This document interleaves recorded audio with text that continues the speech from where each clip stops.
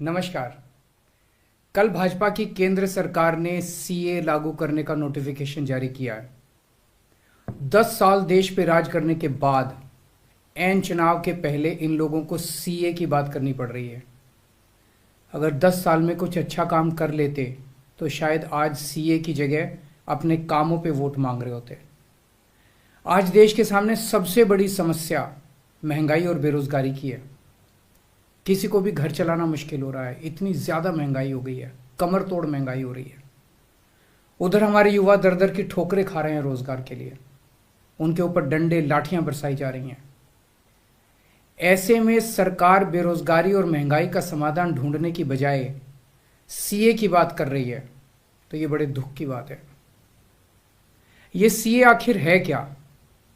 BJP की केंद्र सरकार का कहना है कि 3 देश, बांग्लादेश, पाकिस्तान और अफगानिस्तान, इन 3 देशों के अल्पसंख्यक जो हैं वो अगर भारत की नागरिकता लेना चाहें तो उन्हें भारत की नागरिकता दे दी जाएगी।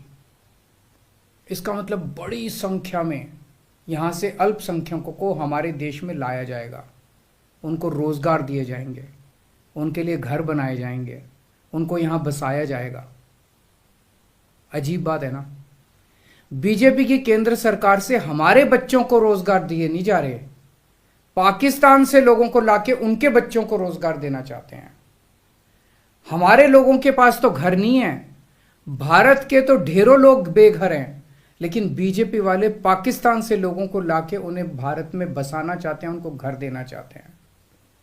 हमारे रोजगार उनके बच्चों को देना चाहते हैं, हमारे हक के घर उनमें पाकिस्तानियों को बसाना चाहते हैं। भारत सरकार का जो सरकारी पैसा हमारे परिवार और देश के विकास पे खर्च होना चाहिए, वो पैसा पाकिस्तानियों को भारत में बसाने पे खर्च किया जाएगा।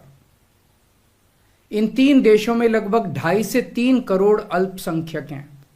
ये तीनों बहुत गरीब देश हैं। जैसे ही भारत के दरवाजे खुलेंगे, इन 3 देशों से भारी भीड़ हमारे भारत में आ जाएगी। अगर इन 2.5-3 करोड़ में से 1.5 करोड़ लोग भी भारत आ गए तो कौन देगा इनको रोजगार? कहां बसाओगे इनको?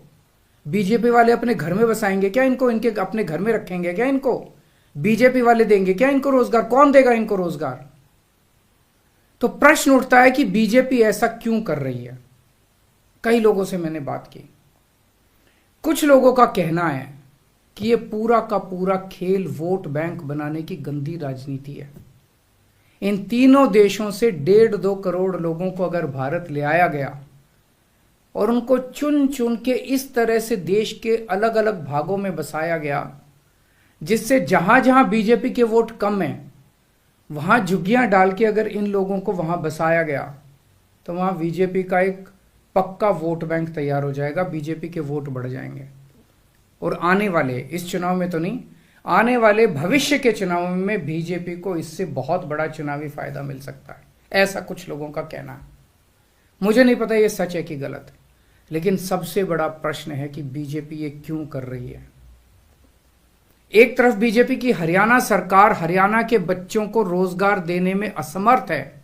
रोजगार के लिए हरियाणा सरकार अपने बच्चों को इजराइल भेज रही है। इजराइल में हम सब जानते हैं कि युद्ध चल रहा है, हमारे बच्चों को युद्ध में धकेला जा रहा है। अपने बच्चों को तो रोजगार है नहीं और पाकिस्तानियों को भारत लाके उनके बच्चों को रोजगार देना चाहते हो।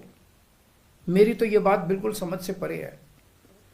बीजेपी वाले पूरी दुनिया से बिल्कुल उल्टा चल रहे हैं। पूरी दुनिया में कोई भी देश अपने पड़ोसी देशों के गरीबों को अपने घर नहीं लाना चाहता। पड़ोसी देशों के लोगों को अपने देश में आने से रोकने के लिए पूरी दुनिया में हर देश तरह तरह के कानून बनाता है, बॉर्डर पे दीवारें लगाता है, बॉर्डर पे बिजली की तारें लगाई जाती हैं ताकि पड़ोसी देश का कोई भी व्यक्ति हमारे देश के अंदर ना आ सके।